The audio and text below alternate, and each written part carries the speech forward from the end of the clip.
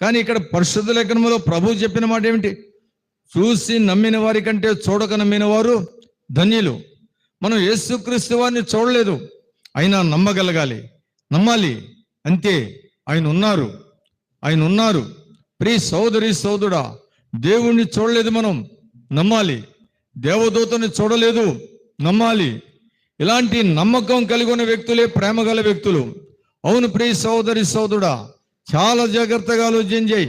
ఇదిగో నీ భర్త యొక్క జీవన విధానాన్ని, ఇదిగో నీ భర్త ఆఫీస్కి వెళ్ళి ఏం చేశాడో, ఎందుకు ఆలస్యంగా వచ్చాడో నీకు తెలియదు. ఆయన చెప్పాడు, దాన్ని నమ్ము.